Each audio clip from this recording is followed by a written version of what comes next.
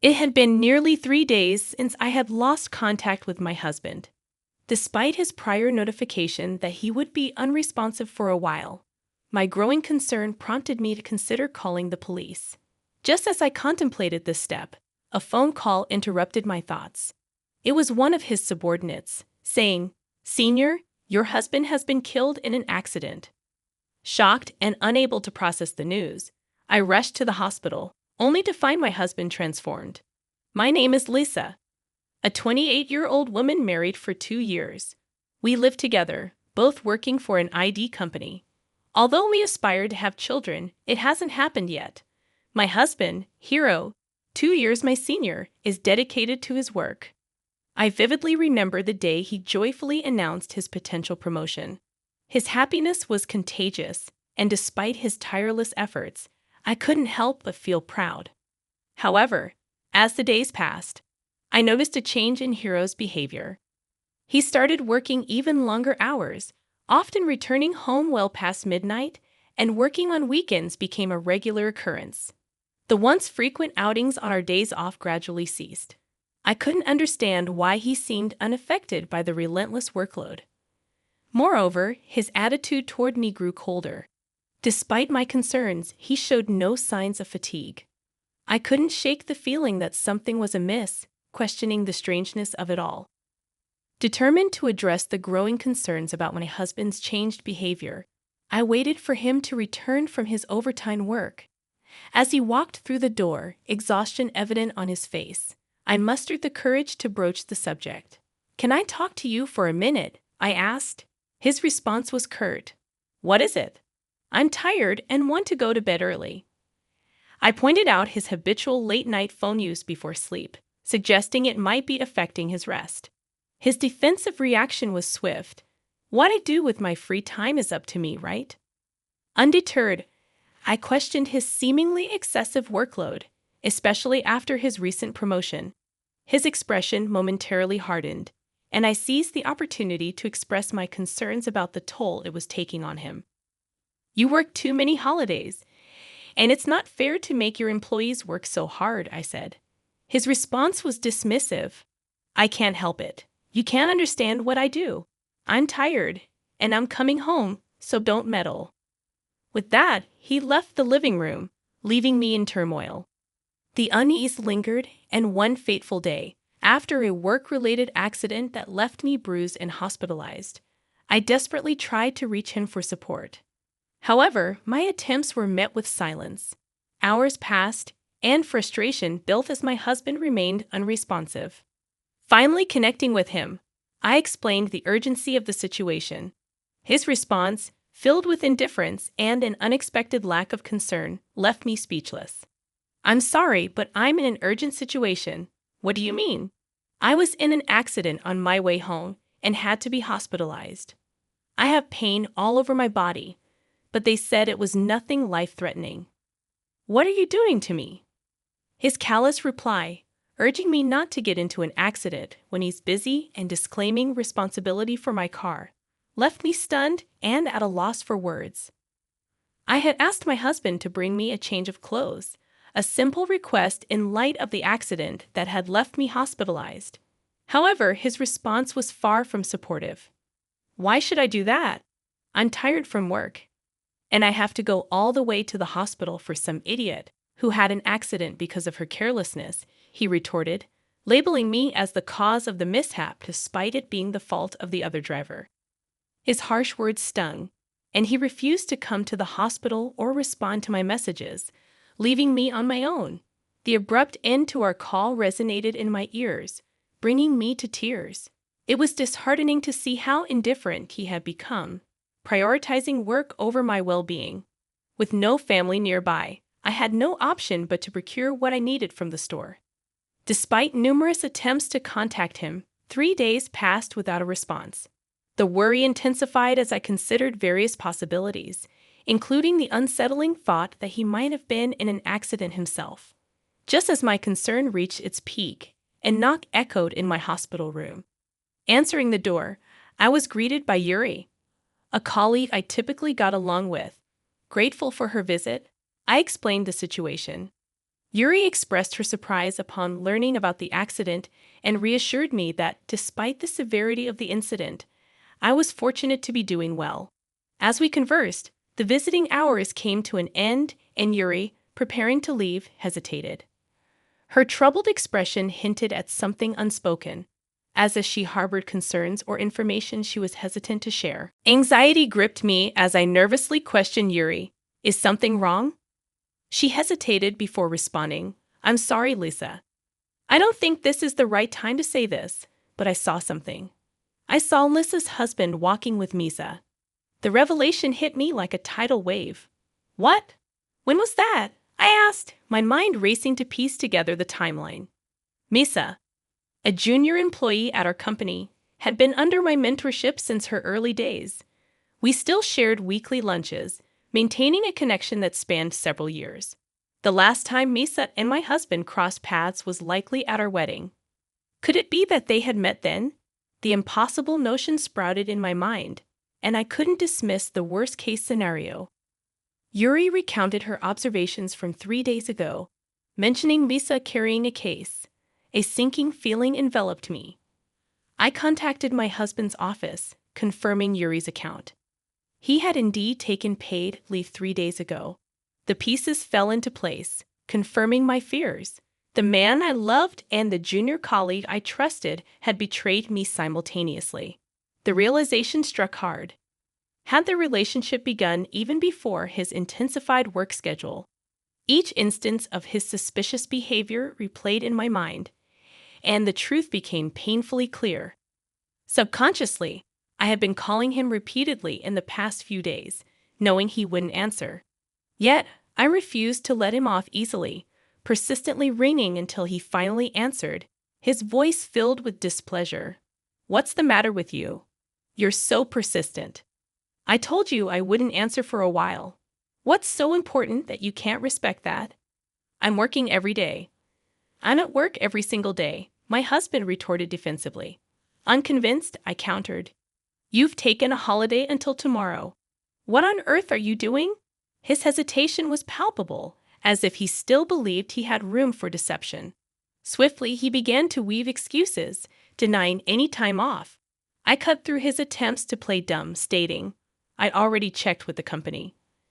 I know everything. Just confess.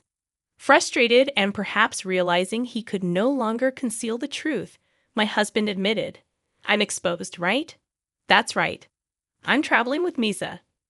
If you understand, don't interrupt me, ugly. His callous words stung. When I pressed further, he callously added, I'll divorce you when I get back. Don't bother me. The phone call ended abruptly, and with it, the love I had for him transformed into intense hatred. The betrayal was unforgivable. Determined to take matters into my own hands, I vowed revenge. However, before I could act, fate intervened. The next day, discharged from the hospital and able to move around, I'd opened my phone to seek legal assistance for revenge. As I scrolled through options, my husband's name flashed on the screen with a call from his faithful partner, Misa. Startled, I hesitated, realizing there was no escaping the confrontation that lay ahead. I answered the phone with trepidation, and Misa's trembling voice immediately reached my ears. Hello, Lisa Sr. I'm sorry. It's common sense to apologize in person, not over the phone. I responded, trying to maintain composure despite the unexpected call. Acknowledging the unconventional nature of the apology, Misa pressed on, explaining, Yes, that's right, but I don't have time for this. Before I could react, she dropped a bombshell that left me in shock. Lisa Sr., your husband died in an accident. Stunned, I struggled to find words. What are you talking about? Hiro is on a business trip with you right now, isn't he? I countered, desperately clinging to the hope that there was some mistake. Misa proceeded to share a heartbreaking story. According to her, on their way home from the airport, both she and my husband were involved in an accident. Hiro had been hit by a car, and despite her immediate call for an ambulance, he showed no signs of life. The news was too much to comprehend. I hung up the phone, quickly informed the nurse of the situation, and rushed to my husband's side. contrary to my expectation of finding him in a mortuary. Hiro was still alive, but seriously injured. The accident had left him with broken bones, and he was now on crutches. Amidst the chaos, Misa arrived breathless. Her shock was palpable as she realized my husband was still alive. Knowing that Hiro was in critical condition, I informed Misa that we would discuss the matter at a later date and decided to leave the hospital that day. In the ensuing days, Hiro managed to survive, but the accident left him paralyzed from the waist down, confining him to a wheelchair. His parents-in-law, upon learning the details of the affair trip, expressed fury. Despite any personal feelings they may have had, my in-laws unequivocally scolded him, blaming him for bringing this upon himself through the affair. I made a call to both Misa and my husband, intending to discuss the situation. Upon entering my husband's hospital room, I was taken aback by the loud argument that greeted me. "If you hadn't pushed me that time, I wouldn't be in this situation. It's all your fault," my husband accused angrily. Misa retorted, "You're the one who suggested we go that way. Don't blame others. You insisted on the trip, and that's what got us into this mess. I paid for the whole trip. I want my money back in payment for my medical treatment." The heated exchange continued, each blaming the other without a hint of awareness regarding my presence. Frustrated, I reached my limit.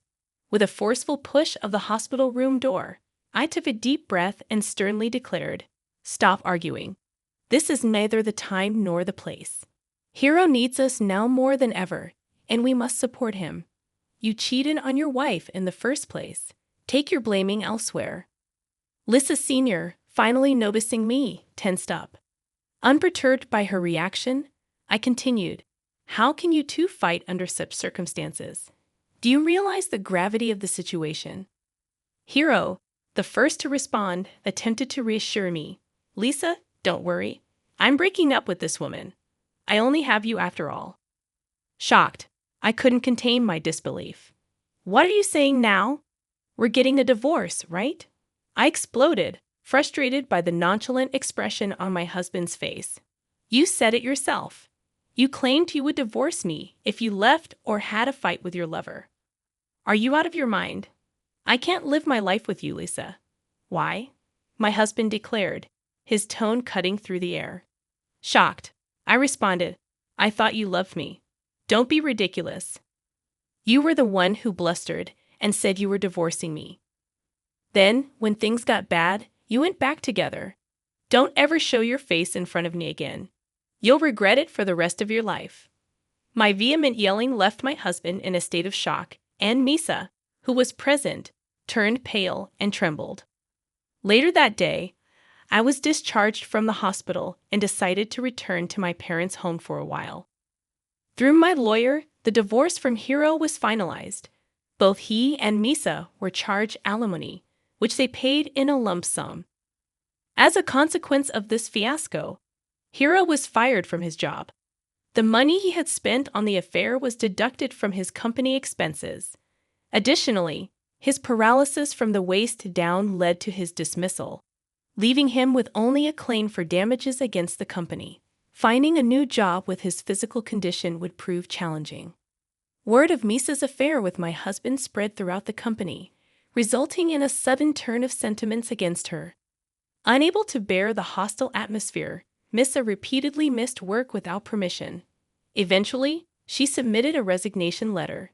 Now the two of them are unlikely to lead a decent life again. Despite their downfall, I feel no sympathy for them. It's a disaster of their own making.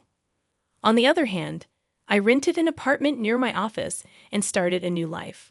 Colleagues approached me out of concern or curiosity, and while my feelings are mixed and indescribable, I aim to enjoy my own life without being pushed around by others.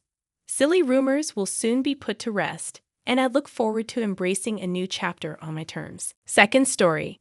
My husband Jack made a startling revelation after receiving his inheritance. "I don't need a life with you anymore. I'm inheriting $5 million. I don't need you when I have that money." His cold words signaled the end of our marriage, marking the culmination of a long period of living together where I felt like nothing more than an obstacle. Little did he know, a significant secret was associated with the $5 million inheritance. Mom, is it true that Grandpa is in critical condition? My daughter Sophie's unexpected question caught me off guard. The serious health problem of Ethan, Jack's father, was supposed to be a secret between Jack and me. Did you get that information from your dad? The only one who might have told Sophie was Jack. Yes, and on a call from Dad, he told me to renounce Grandpa's inheritance. Sophie's words unsettled me, and because of this single phone call, my peaceful life was about to be disrupted. A few days after the call with Sophie, Ethan passed away peacefully. Since getting married, I had lived with Jack's parents, supporting them when their health worsened. It had been 5 years since Jack's mother passed away, and now, with Ethan's passing, the funeral went smoothly. However, just when I thought I was freed from tension, my husband's behavior changed dramatically. "What are you doing here? Why hasn't it been cleaned properly lately?" Jack frequently pointed out minor dust and small stains. "I'm sorry, I must have missed it. I'll clean it right now. This place isn't cleaned well either." "Do you really clean every day?" "Of course, I clean with the same routine as always." Even though I cleaned just as always, I couldn't understand why Jack was so angry, but it seemed the issue wasn't just about cleaning. "Why are you serving this? I wish you'd pay more attention to the taste when you cook." It's hard when the dishes I put effort into are criticized one by one. Even the dishes he used to enjoy were now unappreciated. "Is there something bothering you lately?" I plucked up the courage to ask, but it seemed to worsen his mood. It's useless to deny it. To be honest, the food you make isn't good. I've been tolerating it because my parents never complained. But I've always felt its tastelessness deep down. Jack's words pierced my heart coldly and sharply. It was the first time he had ever criticized me so severely. I knew when Jack was this upset, anything I said would only fan the flames. My mom always cleaned and did laundry perfectly, and at meal times, she cooked with care without cutting corners. "You're nothing like her." I've been patient, but I can't stand it any longer. This was the first time he compared me to his mother and criticized me. All I could do was reflect deeply on myself. I'm truly sorry. I couldn't have imagined that he valued my cooking so little. Jack always used to smile and say it's delicious when we first got married, and his mother gave me cooking advice. To think he has always found my cooking tasteless, tears started to flow uncontrollably. "Do you think anything will change if you cry? Your tears mean nothing now. Don't show them to me. Lately, everything just feels so tedious." After saying those words, Jack suddenly stood up and left the house, slamming the door behind him. As he walked away, I called out, "Jack, where are you going? Come back." But it seemed he didn't hear me. My mind was in turmoil, unable to keep up with this sudden change, unable to understand what had just happened. Until a few months ago, we were a couple who shared everything, holding hands, sharing the small joys of daily life, and tackling minor grievances together. I couldn't fathom why we had grown so distant, and then it hit me. I remembered the content of Sophie's call. It was about Ethan's inheritance. There was a hint of hesitation in Sophie's voice that night. Jack had come home much later than usual, and I missed the opportunity to ask him about it. Was there something going on? Perhaps Jack had discovered some information about the inheritance and wanted to keep it to himself. I tried to approach Sophie, wondering why they were discussing inheritance while Grandpa was still in good health. She expressed doubts about Jack's actions and mentioned conveying the same to him. "If the way the inheritance is divided doesn't change, it will all fall into my hands." Considering Sophie, I believed this was the best way, recalling Jack's recent cold behavior towards her. Doubts crossed my mind. If he intended to take all the inheritance and abandon me? This thought tightened my chest, and tears welled up in my eyes. In my pain, I became acutely aware of the sounds around me. Just as the room became eerily silent, the sudden ring of the phone echoed throughout. I didn't feel up to answering, but it could be important. Checking the caller ID, I saw Jack's name, the same Jack who had left the house earlier. Picking up felt tiresome, but I also didn't want to face any backlash for ignoring it, so I hesitantly answered, "What are you doing? Don't keep me waiting. I'm running out of time." His sudden, authoritative tone took me by surprise. He was indeed stubborn at times, but he wasn't someone who would yell without a reason. In the past, shocked by his changed demeanor, I let out a slight sigh, hoping he wouldn't notice. "What's wrong? Is there a problem?" "I have something to talk about. I'll be home soon. Stay home and wait for me." Lately, his voice sounded unmistakably colder than before. I replied with a brief "okay" and promptly hung up. Looking at the clock, more than 3 hours had already passed since Jack went out. I had been crying, overwhelmed with confusion and pain, and I hadn't realized how much time had passed. After a while, I heard the door open and Jack's footsteps. A sweet scent of body wash, one we didn't use at home, wafted from him. That unfamiliar smell intensified the pain in my chest. "I'll be straight. I want to end our relationship. As a token of gratitude, I'll give you $220,000. His words were something I have feared deep down. Still facing this reality, the shock was so immense that I felt tears drying up. "I'm genuinely tired of you not managing things at home. I want to live peacefully in my old age." Linda had dreamt of a peaceful old age. However, the one who began to shatter that dream was none other than Jack. In front of her, he continued, "Why are you here?" Her words trailed off as she searched for what to say. Jack looked at her with a smug smile. At that moment, a bright ringtone from Jack's cell phone filled the room, the unfamiliar tone clearly different from his usual one. "I'm sorry, but I haven't finished my errands yet." Linda sensed a slight softness in Jack's voice, different from how he usually sounded towards her. It felt somewhat kinder and more intimate. Furthermore, the sweet scent of body wash in the room, the unique ringtone from earlier, and the changed tone of his voice. All these events hinted at something he might be hiding. Linda whispered quietly so that Jack wouldn't hear. I knew it. He had been too overt about his external affair. Considering the inheritance he might be getting soon, the alimony might be insignificant for him, even if his infidelity becomes evident. After ending his call, Jack looked down at Linda with emotionless, cold eyes. "My intentions haven't changed. I want you to sign this document. I'll contact you later. Make sure to have it signed by then. I don't plan to come back to this house. Remember, this house is now yours." Without uttering another word or even looking at my face, Jack headed towards the door. What did our long marital life of 40 years mean? A few days later, I found myself in a lawyer's office, gathering information about Jack's actions and Ethan's inheritance. As I explained everything to our daughter, Sophie, her complexion changed. It was painful to reveal our mistakes to our daughter, but out of love for me, Sophie let her emotions out and shed tears. She then showed strong determination to confront Jack and introduced me to a lawyer to support us. "Hello, I am Robinson. I will be handling your case. I will support you to the best of my ability," said the woman named Robinson, sitting across from me. She seemed to be in her late 40s, exuding a calm aura. Her neatly groomed hair and professional attire gave off a reassuring vibe. Her clear way of speaking provided me with a sense of reassurance.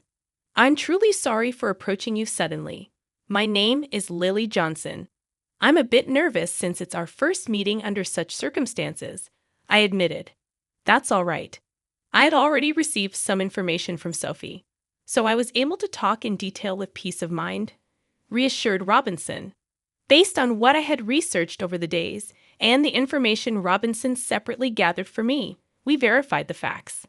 My husband doesn't have any siblings, so if our daughter Sophie renounces the inheritance, the huge fortune, which amounts to about $5 million, will all go to my husband. Also, his affair with a woman named Jennifer began at a bar they happened to visit, and it seemed their relationship continued for about 6 months. She seems quite different from me, and I was curious about what happened between her and my husband. Through joint investigation with Mrs. Robinson, we were able to uncover an important fact that my husband might not yet know about. Mrs. Robinson then asked me, "How do you intend to proceed from here?" in a gentle tone with soft eyes. "Thank you from the bottom of my heart. I deeply appreciate it," I replied, smiling towards Mrs. Robinson. After a brief exchange, I handed over the fee for the procedures, and I quietly left the office. 5 days later, I received a call from Jack on my cell phone. He proposed a meeting at a quiet cafe, and I arrived a bit earlier than our scheduled time. The cafe was surprisingly empty, and the owner warmly welcomed me, suggesting I pick any seat. I chose a seat by the window to enjoy the calm outside view. After a while, the entrance bell rang, and in my line of sight stood Jack and his new girlfriend Jennifer. When Jack saw me, he smirked with a sense of pride. "Are you prepared for the divorce?" was his surprising first statement. It seemed he was convinced he was in full control. "Is this your new associate?" I hadn't expected him to bring her to such an important discussion, and I was astonished at his decision. I wondered if he was the man I once deeply loved, and whether he had changed because he cheated, or if he was always like this. "Are you Jack's wife, right?" "My name is Jennifer. I've recently started dating him," she said, smiling. I couldn't quite grasp the meaning of her sudden smile. "I've heard a lot about you from Jack. Seeing you in person, you do look a bit aged. I wonder how Jack endured all these years. Indeed, Jennifer seems to take great care of her appearance. She looks much younger than her actual age. In her 60s, compared to her, I might look my age, but I couldn't accept the way she phrased it. It's those tendencies of yours I warned you about, but indeed, I did think that. But Jack, if it were me, I would cherish you more," I said. Jack replied, "I don't want you to overthink it anymore. I just want you to file the divorce papers." I was taken aback by Jack's expected attitude. "Hold on. There's something I want to discuss," I said, and a hint of confusion was evident on Jack's face. "What are you getting at? Is it all about your father's inheritance? Is that why, after all our years of marriage, you're deciding this?" I wanted to know the truth behind all these events. "I can't see how my father's inheritance and you are related. That's solely my father's. I've heard detailed stories about your father's vast inheritance from Sophie. I know how much it's worth, so what? That inheritance isn't for you to take." But I'll answer. Actually, more than the inheritance itself, the end of taking care of my parents is one of the reasons I want to part with you. Just a caregiver role. How had Jack seen me only as a caregiver and not the loving wife I used to be? I don't even have the energy to cry. Can we speed this up, Jack? And I want to start our new life. Besides, have you still not let go of Jack? Don't make me repeat myself. I'm not thinking of a new start with you. Now I want you to file the divorce papers. Waves of emotion struck my heart with intense anger and deep sadness. My hand quivered slightly. Taking a deep breath, I pulled out the divorce papers, but my name wasn't written yet. The situation isn't settled yet. To hand it over, you remember promising me the house and money, right? I clearly remember when we talked about it. Yeah, I did say that. I'm a man of my word, so I plan to give you the house and money, Jack replied. You say you're kind, but a truly kind person wouldn't just use their wife as a mere caregiver and then abandon her. So I'm demanding rightful compensation of $30,000 and the rights to the house. What compensation? When we talked about money, it was supposed to be $20,000. You always nitpick at the very end. Your attitude of trying to pay me the absolute minimum is so obvious. But the difference of $10,000 means a lot to me. So, I believe $30,000 as compensation is fair. Your girlfriend, it's Jennifer, right? I thought of claiming from her too, but in lieu of that, I want to settle for $30,000, and I intend to sign the divorce papers right here in front of you. Jennifer reacted unexpectedly, first commenting about $30,000 being fine. Jack, pay it if you're satisfied with it. With Jennifer's statement, Jack finally accepted the alimony of $30,000. Now we needed Jack's signature on the land title change document Mrs. Robinson prepared and the notarized alimony agreement. Jack looked surprised by my preparations, but I calmly said, I have a life to continue, and I eased his suspicions. We took out our respective seals, lined up at the designated spot, and Jack smiled as if he anticipated something. "So, Linda, will you sign the divorce papers right now?" "Understood," I said. "Here's the divorce paper." As I carefully wrote my name and firmly stamped it, Jack couldn't hold back his laughter and laughed out loud. "With this, you and I no longer have any relationship. Also, I have something to tell you. Actually, I'm set to inherit $5 million, so I didn't need someone like you anymore. Thanks for the divorce. What a foolish ex-wife you had, letting go so easily for just $30,000. Behind me, as I left, the loud laughter of Jack and Jennifer echoed. I hurriedly left and headed to City Hall. My only goal now is to complete this procedure as quickly as possible and sever ties with the two of them completely. They might be laughing happily now, but I wondered how long their happiness would last. A month later, I quickly sold the house I received from Jack, prepared for a new life, and decided to live near my daughter Sophie, who planned to start her life near her husband's parents' home. Since Jack's mother lived nearby, I thought there would inevitably be moments I'd feel cautious. Contrary to my concerns, Sophie's husband warmly welcomed me and was always considerate, which I found very reassuring. My daughter Sophie seemed angry at Jack's actions at first, but when I told her a certain fact, her expression changed completely, and she smiled brightly. I had a hunch that Jack would soon realize my plan. As proof, I deliberately didn't change my mobile number. The day that intuition became a reality came sooner than I thought. From the afternoon, my mobile rang repeatedly, and sure enough, it was Jack.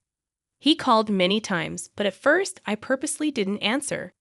After receiving repeated calls, I finally picked up. "Hello, why are you doing this?" I couldn't hide my surprise. "What's the matter?" "You called out of the blue, raising your voice. What's the problem?" "Where are you right now?" I thought he might have visited the house we used to live in, but in reality, that house had already been sold, and the new tenant might have moved in, or it could have become an empty lot. Considering this fact, the image of Jack's panicked demeanor surfaced in my mind, and I felt a little sorry for him. "Since we've decided to divorce, there's no need for you to be involved anymore." "Where did Sophie go?" "I can't find her." "It seems he went to Sophie's previous house."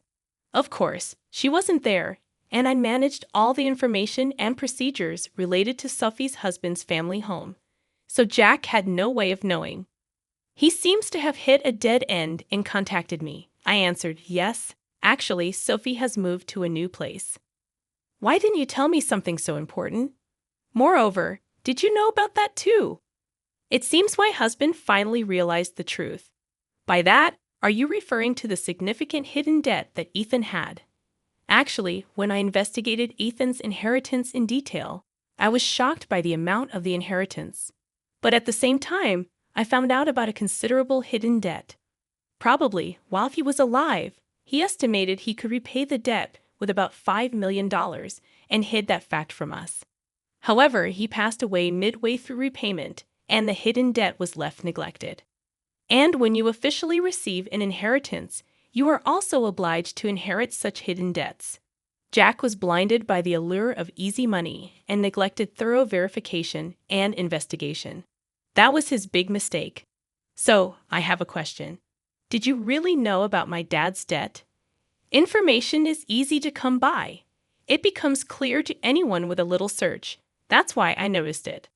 I imagined Jack turning red with anger on the other end of the phone. Anyway, what about the promised money? What about the money you intended to return? I had my suspicions, but his real goal was money after all. Besides, about that property.